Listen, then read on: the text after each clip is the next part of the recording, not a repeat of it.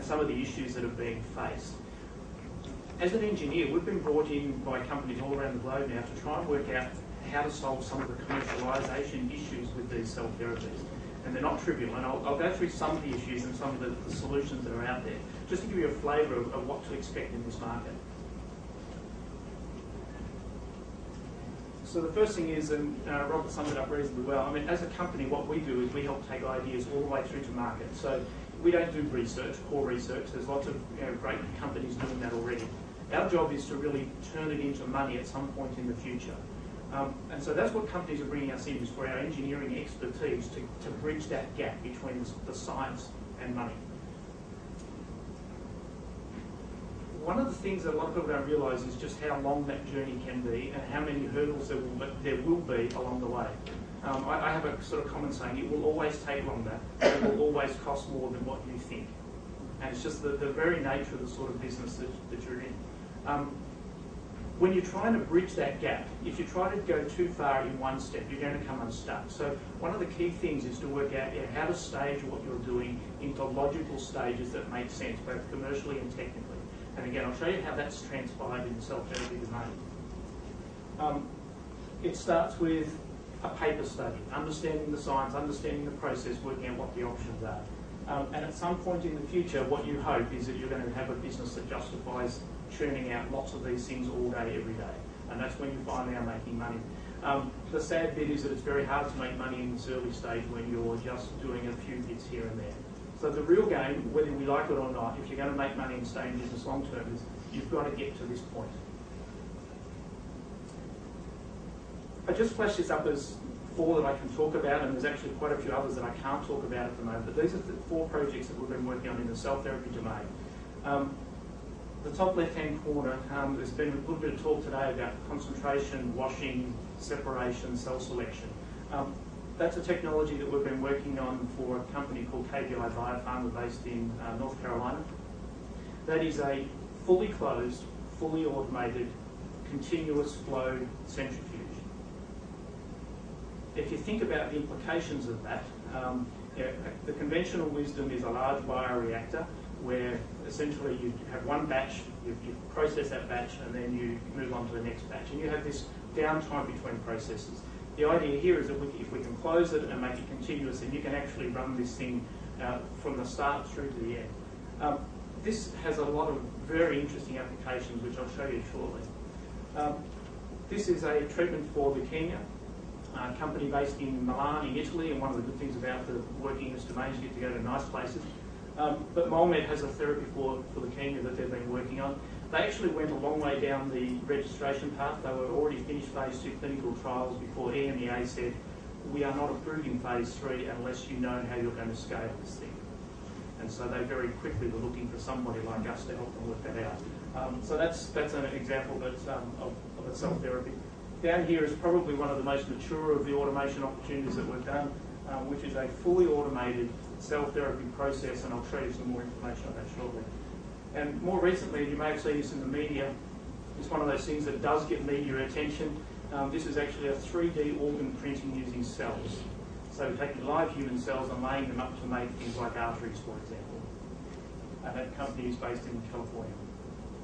So that's just a bit of a flavour. So there's a lot of other exciting work on it. It's great to see there's actually quite a lot happening here in Australia in this domain. So the learnings, and one thing I will preface this by is that I'm not giving you a solution today. I'm just going to show you some of the thinking and some of the things that are going on. But what we did identify very readily or very early in this market is that essentially the processes that are out there that are being used for early stage trials just don't scale. And it's just and it's not a criticism, it's just that they've grown out of the lab as a process. People aren't going to be thinking about the next generation until they know they've got something that works. So you've got this kind of situation where, I'll just highlight some of the things. Some of the equipment, and we saw the Cobra Lutra earlier, we've seen a couple of the other sort of units that are out there, and whilst they work very well as an individual process step, when you start to scale these things up, they just were never designed to be used that way. Often they weren't actually designed for the purpose they're now being used for. So not only are they a little bit awkward, but they actually were designed for some other separation technique. So we're now using them outside what they were designed for, and that in itself introduces some interesting problems. We can't avoid the fact, and I think it was Jeff earlier showed a wonderful photograph of what it looks like inside a clean room, even when you do a good job of making one. Lots of people everywhere, lots of hoods, lots of, it's a very labour-intensive, very manual process. And again, it's just the very nature of the way these technologies have evolved. The challenge is, in the early days, it actually doesn't matter. At the end, you really only need to know that it works. It doesn't matter how much it costs you to make one or two patients. So there's no real focus on it. And the other thing is that you really don't need many facilities either. You're doing a small number of patients. So there's no imperative to change that methodology when you're only doing initial development work. So I use this diagram. It was interesting. I showed this at Facilitate in Washington earlier this year, and it got a lot of eyebrows being raised. If we look across here, this is sort of the typical path to market for a cell therapy.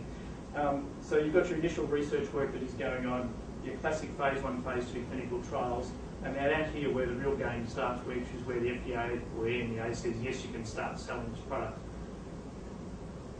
I've shown here just an example of the sort of patient numbers that are involved as you go through that journey. And this is not strictly true for everybody, but they're pretty indicative. So early phase trials, it's all about safety, and the patient numbers are very, very small.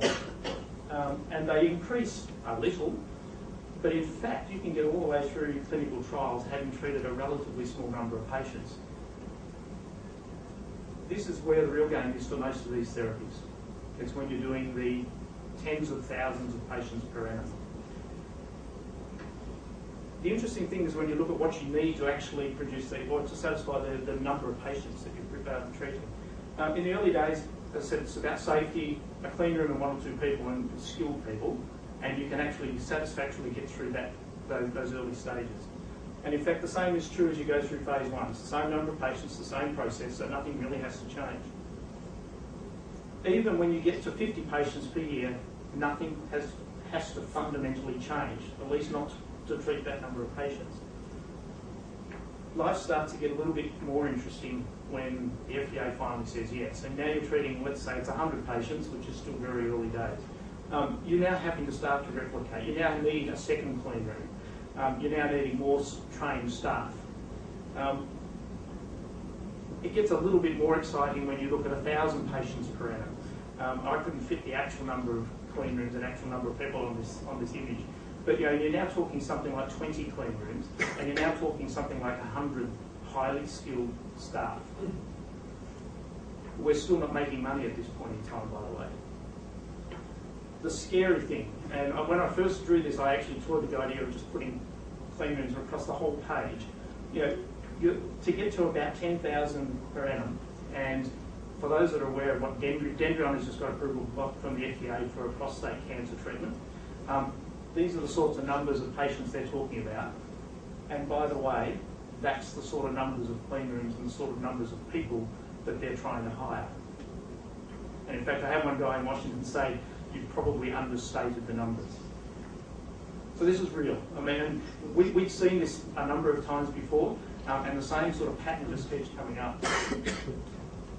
So the real issue here is that, can you imagine, you finally get this therapy that works, and it's wonderful, everyone's excited. How would you ever scale this thing up? The money involved in building that number of clean rooms is just staggering. Dendreon raised something like 400 million US, I think it was, and most of that money is towards hiring people and building clean rooms. The rate at which you could build the clean rooms, hire people, train people is just, it's actually unfathomable. And being an automation sort of consultant, I look at this and just think this is just a crazy way of trying to do things. One of the things, and in fact Molmed, which I mentioned earlier, made this statement at Facilitate, that their biggest driver was not the capital cost of buildings. It was actually finding and hiring and training and maintaining the quality of a process that is totally manual with that many people involved. And so they saw it as an absolute imperative from pure quality reasons alone. I think it's Genzyme made the statement that it takes 12 to 18 months to train a skilled operator. they have to have a refresher course every 6 months, and they have 25% staff turnover. I'm not wanting to do that when I've got 850 of them out in my clean rooms around the world. So we actually put a hypothesis forward, and again, this is just being engineers saying this is a crazy way, there's got to be something else out there. So we put a hypothesis forward, what if you closed the process and automated it? So essentially, we've seen some examples before where you have a kit, plastic bits and pieces, they may be smart surfaces, you know, they're essentially functionally closed plastic bits and pieces. You've got some patient stuff, you've got some reagents and buffers, etc. that are coming in. You then imagine a magical black box, which is the automation where you load this kit onto it, you push a button and it does whatever it has to do and there's no people involved. And out pops the magic treatment at the end, ready to go to the patient. So that was the hypothesis, and we thought, well, if we could do that, what would it actually mean? The first and the most fundamental impact is this clean room model. Essentially now, instead of having 200 clean rooms, you now have one clean room and multiple processes. Because it's now functionally closed, there is no risk of cross-contamination, so you've suddenly broken the whole paradigm about one batch, one clean room, one patient. The quality, obviously, now that you've taken all these manual processes away, and it's not trivial to do that, but yeah, if you can take all those manual processes away, you've now eliminated the risk of error. And in terms of the FDA or the EMEA, they want to know that the process was performed correctly every single time. And so automation has significant benefits in the terms of the way you manage quality. The cost of goods, and in the real world, unfortunately, money is what drives these businesses. If it didn't make sense commercially, you wouldn't do it. And there's no one-size-fits-all here. The numbers we've seen vary a lot depending on the process. But in terms of the capital, there's a 30 to 50% reduction in capital. So your investors are loving this already.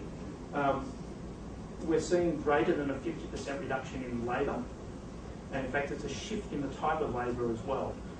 You're now less skilled, so the people who are highly skilled, highly trained can get on with doing stuff they really enjoy rather than being production workers. We've seen up to an order of magnitude reduction in the cost of therapy. And I'll put that in perspective. Dendreon, I think their quoted price for their prostate cancer treatment is $93,000 per patient. Now, I'm not saying we could give them an order of magnitude cost reduction, but you can imagine that if I was only paying $9,000, I could probably afford that. $93,000, I'm not so sure. So I think, in terms of getting the therapies out into the market, cost of goods is actually an imperative. It's also about making money.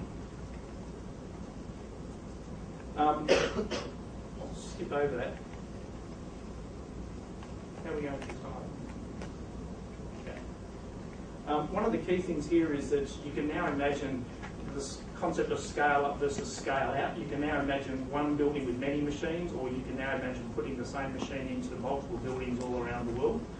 So it actually gives you a lot more flexibility in terms of how you would scale up production when you need to.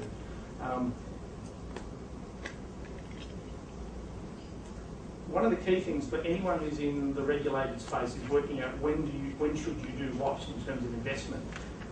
In the early days, there's no question it's all about proving that the technology works and that it's safe. But you should, at that point in time, be starting to plan what you're going to be doing in the future. Your investors are going to want to know, and it's actually pretty important that you know what the future is going to look like. One of the key things, and it's what a lot of people sort of gloss over, is that there is a point in time, and it's when the FDA says yes, where essentially your process is locked in at that stage, and the cost and time involved in going back and revalidating a new process is something people just don't want to entertain.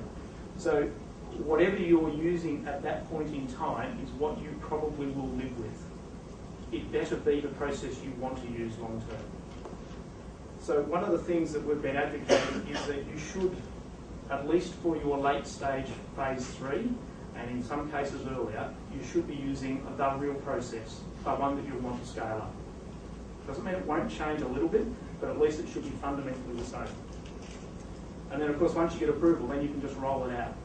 Now it does mean you've got to invest a little bit earlier, but I think the wisdom is that if you don't do that, then you'll never get to realise the benefits. show you this one example, which is Argos, a very